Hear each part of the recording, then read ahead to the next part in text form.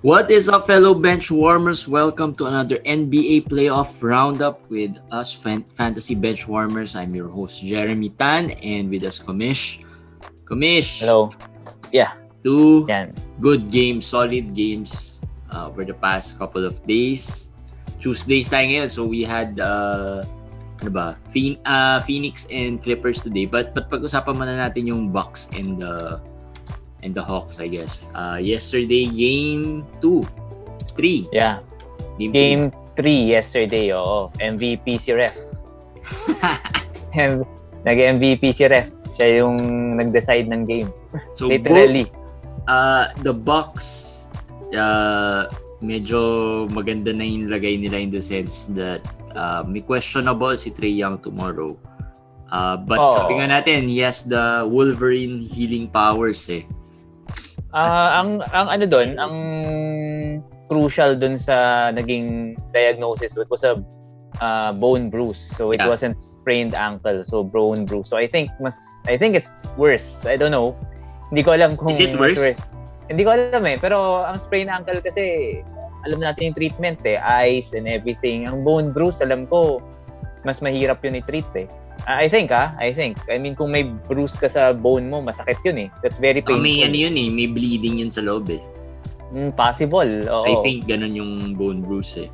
Although weird, kasi when you look at what happened, hindi naman siya mukhang grabe diba? No? Oo, hindi naman siya mukhang grabe. So, I guess, I don't know. Pero from yesterday's game, actually, kala ko rin hindi ganun kagrabe kasi he came back. Diba? Bumalik siya. But, nung pagbalik niya, medyo makikita mo, medyo hindi the same. Nawala yung aggressiveness. Hindi ko alam kung by design. Imposible namang by design na he wasn't the one facilitating eh. Kasi that's their best chance eh. He did say na masakit. Hindi niya kaya. Hindi niya kaya mag-push off and mag-everything. Hindi kaya. So, I guess he had to give way to the others naman. Yeah, and that was a big blow to the Hawks kasi it looks like yesterday's game mukhang they were on their way to getting that 2-1 lead eh. Yeah, pero credit to Chris Middleton. Credit to Chris Middleton. Sobrang init yan talaga niya nung fourth quarter. Yeah.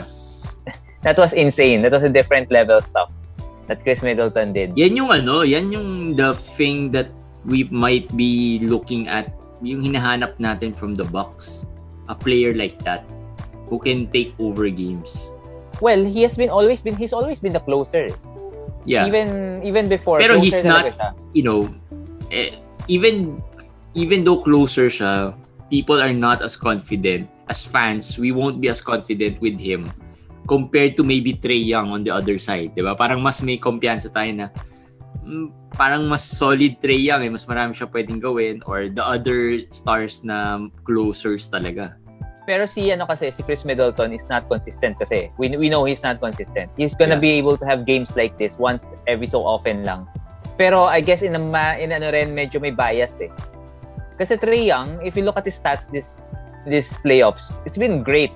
Marami siyang may 40-point game siya, may whatever. Pero yung field goal niya, hindi maganda. It's not good. Even during this playoff run na sinasabi na, whoa, a superstar, whatever. 3-point shooting niya is really poor. Hindi talaga siya 3-point shooting. I mean, he makes those long ones, pero pag tinignan mo yung dami ng tinitira ni Trae Young, may I guess it's more of yung how you frame the narrative din kasi minsan. I guess Chris Middleton doesn't get as much credit. Opportunities. Yeah, and opportunities. As much as opportunities. Plus, he has to play defense. Yun eh. And he's a better defender, I guess. Trae Young is being, he's gonna guard the player who's not gonna move, diba? So parang nandun lang siya. PJ Tucker babantayan yan eh. Mga PJ Tucker. Diba? Pero I guess to Trae Young's credit din naman, I think he gets a lot of love from fans kasi nga they are winning. Saka winning. They're winning. I mean, it's itong performance ni Trae Young naman, parang baliwala na yan if they're out there, diba? Parang they're not even winning kahit na dami siyang na-score or merong 1 or 2 takeover games yan, pero pag tanggal sila, wala rin eh. Agree ako doon. Pero may ano rin kasi ang media eh. I think meron silang story for Trae, yung shimmy, yung choke sa Madison. So parang which is ginawa ulit niya dahil doon, parang tayo as fans na nanonood ng media and everything and all those reports, parang mas believe natin, parang galing ni Trae. So kahit na may 5 out of 20. Inis na nga ako eh. Di ba? Kahit may mga 5 out of 20 siya ng mga games na ganyan, hindi natin na frame sa utak natin na, he's not consistent too. Trae Young is not consistent. It's just that talagang yung attitude at yung character, personality ni Trae Young makes him look better than what he is. He is becoming a player na parang people either you love him or you hate him type of player. Feeling ko he's getting to that level na fans of him would love him, pero there are a lot who would hate him at this point. Agree. But I just don't want na parang kino-compare niya kay Steph Curry, kino-compare niya kay Luka. Although Luka, of course, since sila niya trade, kino-compare siya. Pero for me, malayo eh. Malayo talaga. I mean, malayo pa. Malayo I mean, yung potential lang siguro, yes, the potential to be there. Pero I don't like comparing kasi rin other players with legends eh. Pero that's why we're here eh. 'Di ba?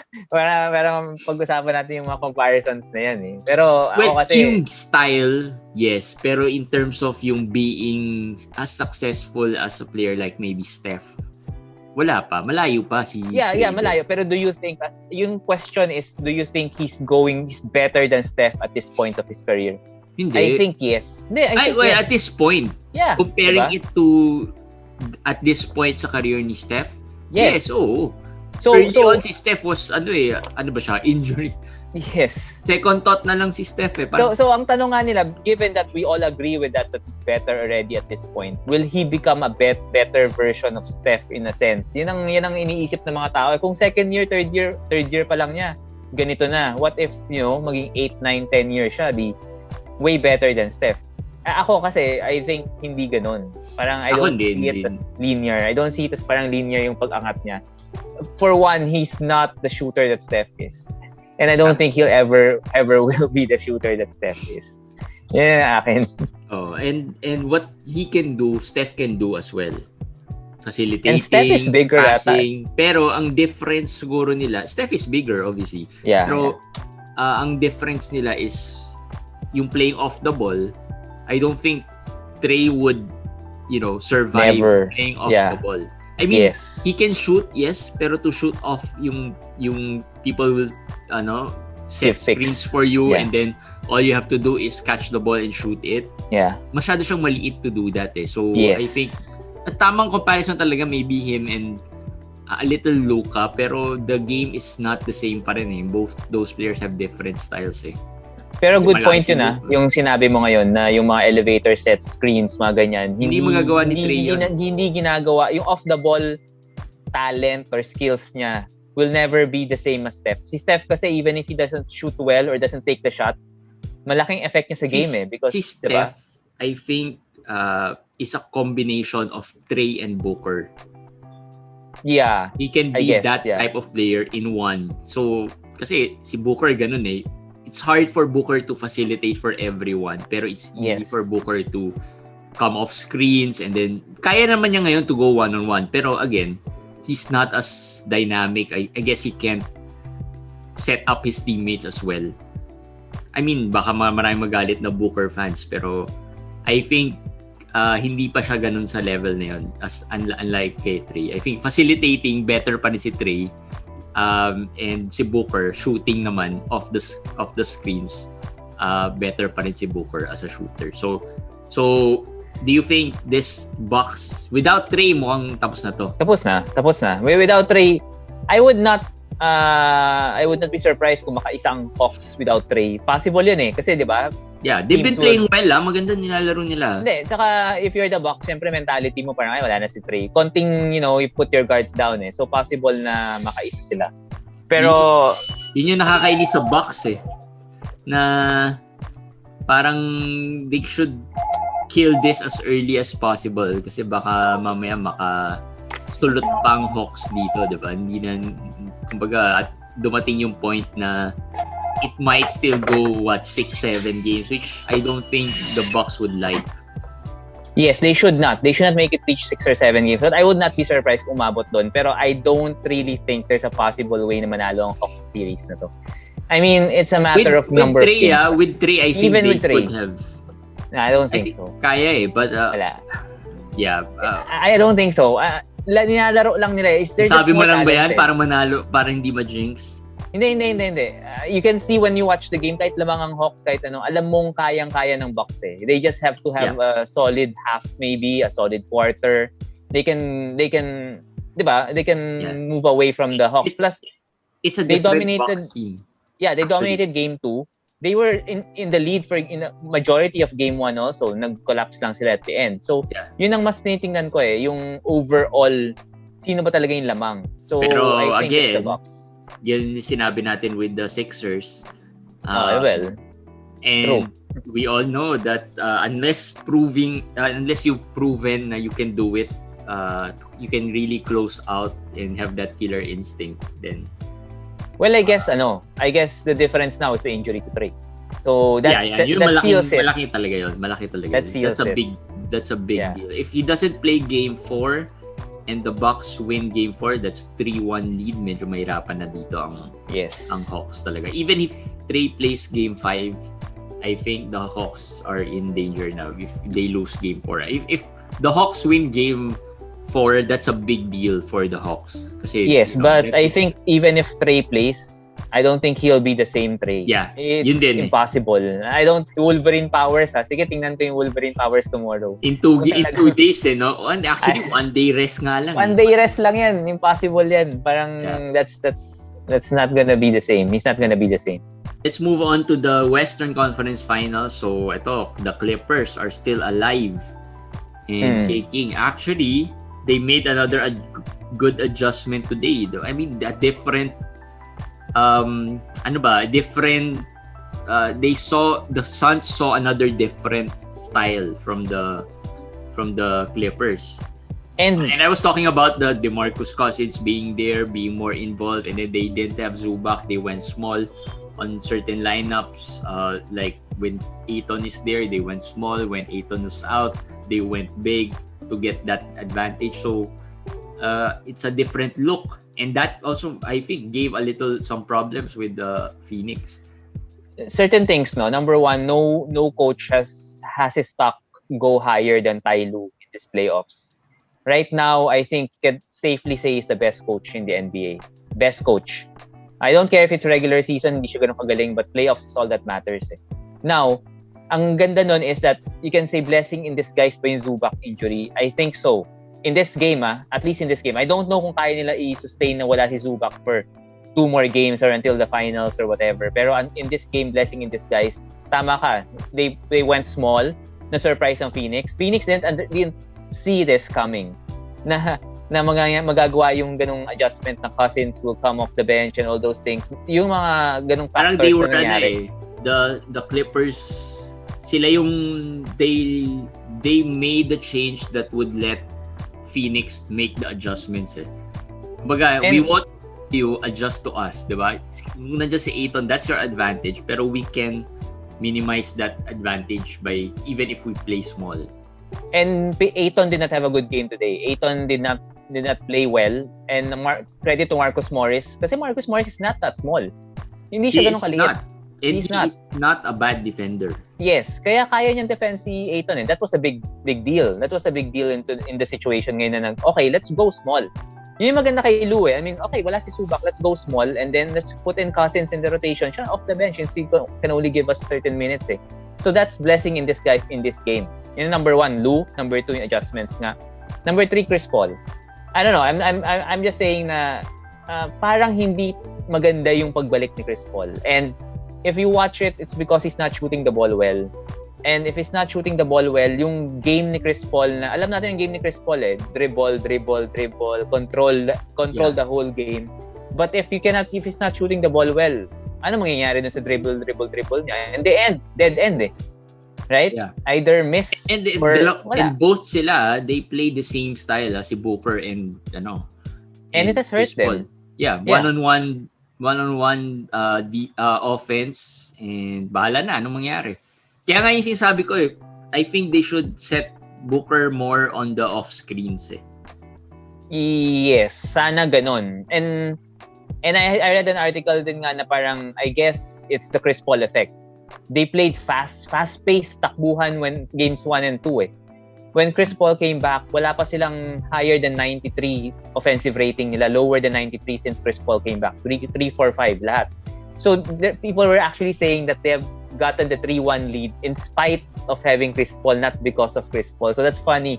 Kasi nga, again, hindi natin isipin na gano'n Parang, ay, Chris Paul is back. Kung casual fans lang tayo, parang, panalo na yan, Chris Paul Pero yung rhythm ni Paul, wala Walang-wala yung rhythm, tapos yung team nagulo Swerte pa talaga sila. You're correct. The last time we talked, swerte sila yung dunk ni Ayton ng Game 2. Yeah. Diba? Yung Game 4 na parang mga bad calls. It should have been the other way around. Daming calls doon that I think should have gone the Clippers way. Even yung last game, diba? Yung dunk ni Terrence Mann, he was fouled there. Yes, he was fouled. Yeah. Dapat yun. I mean, that's a big no call. So, maraming this could have, baka at this point, baka malaki na yung advantage. 3-2 in favor of 3-2 in favor of tama ba? Well, dapat 4-1 na. Tapos na. Dapat tapos na yung game, tapos na yung series. Kung ganun, well, diba? Yeah, pwede rin ganun. Pero I think best case dapat 3-2 in favor of the Clippers. Pero this Clippers team is very resilient. And sabi ko nga, the Phoenix Suns should find a way to stop Reggie Jackson. Yes, yun that's yung key true. for me offensively. Kasi nawala si Kawhi, people would think, who's the second guy? Who's the other guy who can score? Kasi kung puro Paul George lang yan, hindi naman makakasurvive si Clippers on the offense na puro Paul George lang Diba? That's He's true. not as consistent as Kawhi. Pero ang problem, si Reggie Jackson is so consistent and nafe-fill niya yung void ni Kawhi. More than pa yung void ni Kawhi Reggie has been doing so much for this Clippers team. Pero yun nga, going back to Ty Lue, he has been able to find the right strategy for the Clippers, and has put Reggie Jackson at the right position for him to succeed. Ano ba ang difference ng choking Clippers last year tsaka ng Clippers na to na can't seem to die? Hindi mo sila mapatay parang ipis na hindi mo patay. It's really just the coaching. So that's a big if you deal. look at it, pag tinignan mo lineup-wise, they should have been blown out with this lineup. One superstar and pretty much everyone is, diba, in a league wherein two superstars usually ang better team, diba? Ito, one superstar left and a bunch of role players, diba? Who would have thought that they can go toe-to-toe? And toe-to-toe meaning per every quarter they're there. Every Pero etong tanong ko sa'yo, is this a reflection of the Clippers being this good? I mean, is this a reflection of the Clippers na mas gumaling or magaling or whatever, or is it because the Suns are exposed na hindi naman, kasi nga we talked about their luck, diba? Yung swerte nila without AD, without Jamal, now without Kawhi. So is this just because in-expose na yung Suns not deserve here naman talaga to be here They should not have been here. Ito ba etong nakikita mo ngayon na they should not have been here. I mean, ito ba yung nakikita mong series na to? Does that prove that point, or is it just that the Clippers are talagang grabe itong Clippers na to, may puso, may heart, may good coaching? Clippers are built well kasi like I always say, veteran team kasi itong Clippers It's not like, ang difference nila I guess is that this Clippers team is puro veterans that they know what to do, 'di ba? Hindi mo makita sa kanila that na parang kinakabahan sila or takot sila sa nangyayari. They're just there all the time. Even yung mga players nila like Terrence Mann, nare-rub off from the veterans like I mean, walang takot takot. Small things like sina Batum is there. Alam mo yun, they know that they have these types of players. Sina Reggie Jackson is a veteran, Marcus Morris is a playoff veteran. And then yung mga players like sina Terrence Mann, they'll just rub off it from the energy ng mga veterans na very calm, very relax lang, chill lang, just play your game. And then I think yun yung advantage nila, experience talaga. And then itong Phoenix Suns team naman, well, they don't have that experience, playoff experience eh. I think so are they good? I think Phoenix is good naman. It's just that, coaching wise, I think they are being outcoached. Lineup wise, if you look at it, they should be dapat halos tapos na tong series na to eh. And we shouldn't be talking about the Clippers na parang yung narrative dapat dito when Kawhi, after that 3-1 lead na parang medyo wala na tong pag-asa tong Clippers na to. Pero hindi eh. Everyone's talking about hindi pa masabi eh. Diba? Ako it's more of the Clippers for me than the Suns. I think this Clippers team, there's something about them eh. Yeah. There's just something about them. This story, if they win this championship, I think this would be like the Houston Rockets 1994. Tama ba? 95 ata, 95 version, yung tumalo sa Orlando. Yeah. Yung Shaq. Ito parang ganito tong team na to. Hindi man matalo eh. There's just something about them that's so hard to beat. So diba yun nga yung sabi, parang when yung isa sa napanood ko yesterday sa Inside the NBA, yung sinasabi ni Kenny Smith na about the Hawks. Do the Hawks think that, sa tingin ba niya the Hawks can come back? Sabi niya, if they believe that they can, they will be able to come back. Etong Clippers na to is that type of team.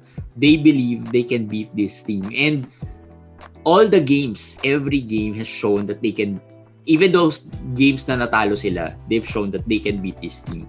They've even before this team, they've never been blown out except the first 2 games nung Dallas.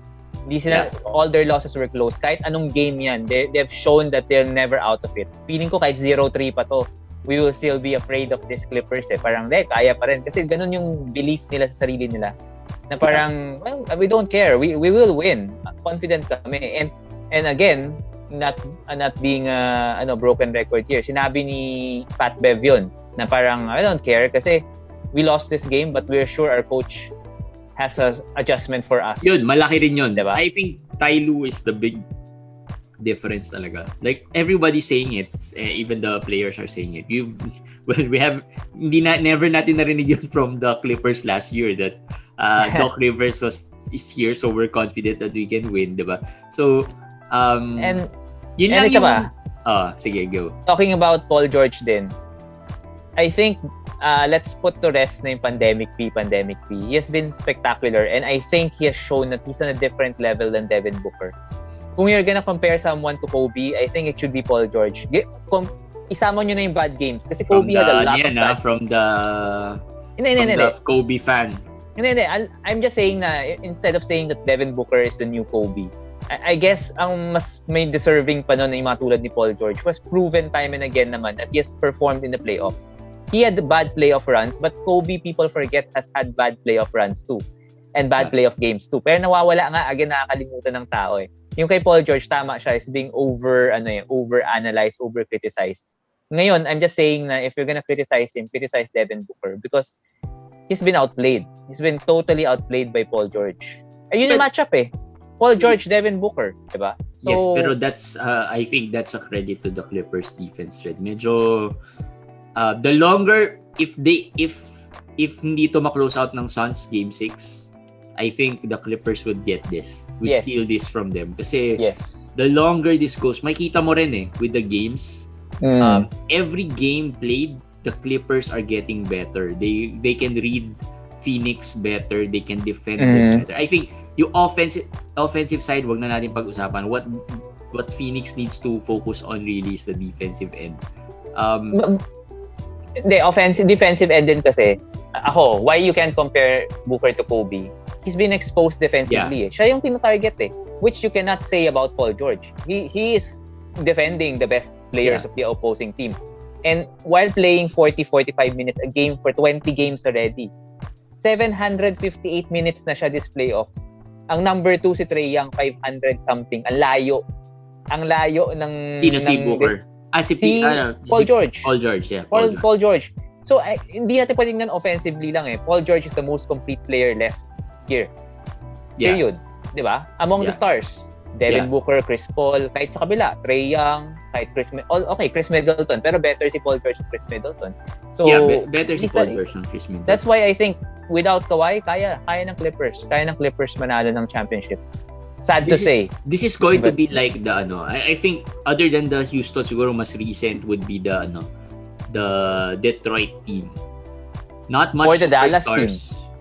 Or the Dallas team. Or the Dallas team na parang isang superstars and a bunch of veterans. Yeah. Who knows their role and are very confident, 'di ba? So I think yun yung maganda kasi nung time kasi nung before, one superstar alone would be enough, 'di ba? Like nung time ng Houston, Orlando, Olajuwon versus Shaquille. Parang lang yun may experience versus no experience yet. Pero ito, ang sabihin ko kay Jeremy, no? Kasi si Jeremy, kung alam nyo, sali yan sa Good Times brackets. He's leading Hindi, he's leading Sabihin ko lang, Jeremy, you have to pray for Phoenix to win.